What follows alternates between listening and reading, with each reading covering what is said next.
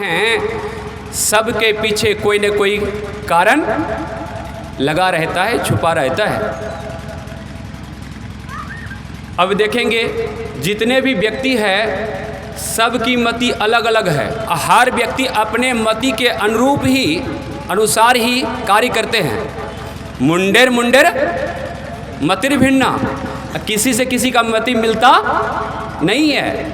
अब देखिए कि सबका मति अलग अलग है और हर व्यक्ति कार्य कर रहे हैं। कार्य करने का ढंग भी सबका अलग अलग है। लेकिन जितने भी काम कर रहे हैं, जो भी काम कर रहे हैं, जिस भी प्रकार का काम कर रहे हैं, हर कार्य के पीछे, हर काम के पीछे यदि कोई कारण छुपा है तो मुझे लगता है सिर्फ एक ही कारण है और वो चाहता सुख है। सबकी मति क्या चाहता है? कार्य तो अलग अलग कर रहे हैं लेकिन चाहता क्या है? सुख। सुखाय कर्माणि करोति, श्रीमद् भागवत महापुराण में वह कह रहे हैं जो भी काम कर रहे हैं हर व्यक्ति एकमात्र सुख के लिए कार्य कर रहे हैं, सुख के लिए। और बिना कर्म किए व्यक्ति एक क्षण भी नहीं रहते। भगवान श्री कृष्ण गीता में स्पष्ट कर दे रहे हैं, नहीं कश्चित् क्षणमपि जातु तिष्ठत्य कर्मकृत। बिना कर्म के व्यक्ति एक क्षण भी नहीं रह रहे हैं, हर क्षण कर्म कर रहे हैं और फिर भी दुखी हैं। तो ये सुख का हेतु क्या है? ये सुख का उत्पत्ति कहाँ से होगा, ये जानना होगा ना। तो कहते हैं यदि आपको सुख चाहिए तो कौन से कर्म करने पड़ेंगे? कर्म तो सब कर ही रहे हैं, लेकिन कौन से कर्मों से सुख होता है? तो गोस्वामी तुलसीदास जी महाराज इसी रामचरितमानस में स्पष्ट करते हैं, भगति स्वतंत्र सकल सुख खानी।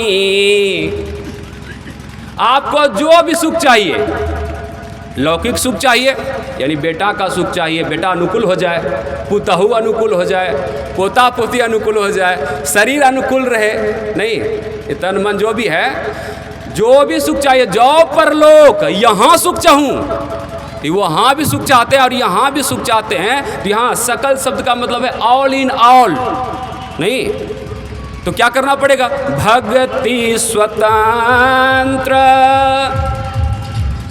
सकल सुख खानी, बिनु सत्संग न पावे प्राणी।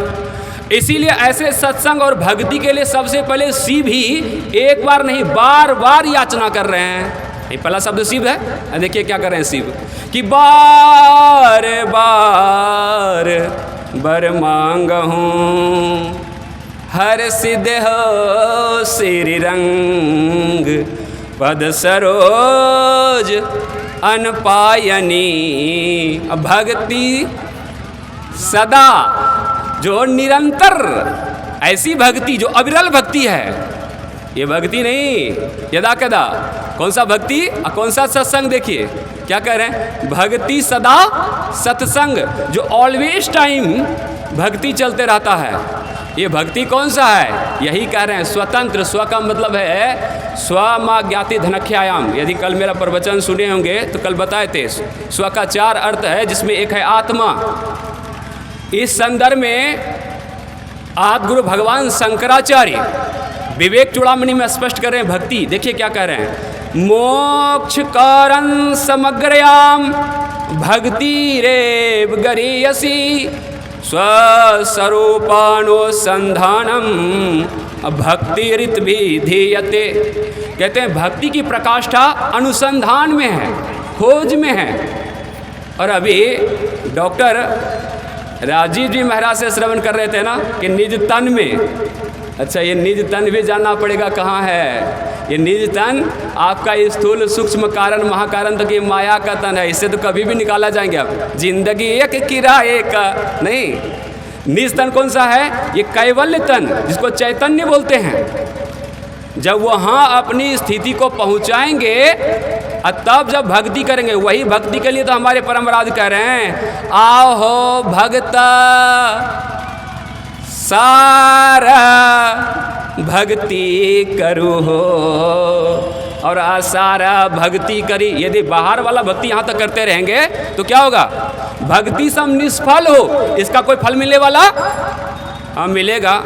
आपको लोग समझेंगे बड़का सत्संगी है, प्रतिष्ठा मिलेगा, पैसा मिलेगा और पता नहीं बहुत चीज़ मिलता है नहीं, लेकिन भक्ति का जो यथार्थ फल है वो मिलने वाला नहीं है। यदि भक्ति का फल चाहते हैं तो हमारे परम आराध्य कह रहे हैं कौन सी भक्ति करनी पड़ेगी? जो भगवान शिव किए हैं। भगवान शिव का किनका भक्ति किए हैं? तो यही राम का यथा रा शब्दो विश्ववचनो मश्चाश्वर वाचक विश्वाणाम योश्वर तेन राम प्रकृतः। कहते हैं राम का मतलब यहाँ ईश्वर है। राम का मतलब ईश्वर। देखिए दूसरी जगह राम को ब्रह्म भी कह रहे हैं। रमन्ते योगिनो अनंते सत्यानंदे चिदात्मनि इति राम पदे नासो ब्रह्मा विधीयते। राम को परमात्मा भी कहते हैं। रामत्वम परमात्मा सचिदानंद विग्रह। राम को भगवान भी कहते हैं। रामस्तु भगवान स्वयं। राम को भगवान भी कह रहे हैं, ईश्वर भी कह रहे हैं, परमात्मा भी कह रहे हैं, और इनके साथ साथ गुरु कहते हैं। अखंडानंद बोधाय शिष्य संतापहारिणे सचिदानंद रूपाय तस्मै गुरुवे नमः। राम गुरु भी है, लेकिन ये कौन से गुरु हैं? तो हमारे परमराज कहते हैं अंतर के अंतिम तह में गुरु है।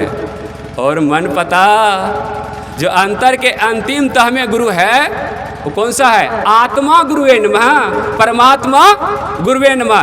और ऐसे आत्मा को ही राम कहते हैं। आत्मा राम विजायते।